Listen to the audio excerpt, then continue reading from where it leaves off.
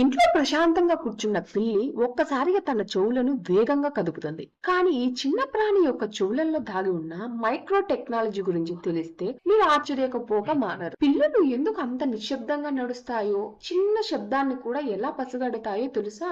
ఆ రహస్యం దాని చెవులోనే ఉంది. మానవుల చెవుల కంటే పిల్లుల చెవులు ఎంతో ప్రత్యేకమైనవి. మనకు కేవలం 6 కండరాలు మాత్రమే చెవుని నియంత్రిస్తే, పిల్లికి ఒక్కో చెవులో అక్షరాల 32 కండరాలు ఉంటాయి. ఈ కండరాల యొక్క సైనిక దళం కారణంగా పిల్లి తన తలను కదపకుండానే తన చెవులను 180 డిగ్రీస్ వరకు స్వతంత్రంగా తిప్పగలదు. ఈ సామర్థ్యం దానికి అద్భుతమైన వినికిడి శక్తిని ఇస్తుంది. ఈ 32 కండరాలు ఏం చేస్తాయంటే, శబ్దం ఎక్కడ నుంచి వస్తుందో ఖచ్చితంగా గుర్తించడంలో పిల్లికి సహాయపడతాయి. ఇది చాలా ముఖ్యమైనది. ముఖ్యంగా వేటాడుతున్నప్పుడు పిల్లి తన చెవులను ఒక రాడర్ డిష్ లాగా ఉపయోగించి తన ఆహారం ఎలుక లేదా చిన్న పక్షి చేసి చిన్న కదలిక శబ్దాన్ని కూడా పట్టేయగలదు. ఇది కేవలం శబ్దాన్ని వినడం కాదు, శబ్దం యొక్క దిశను మరియు అది ఎంత దూరంలో ఉందో కొలవగల సామర్థ్యం దీనికి ఉంది.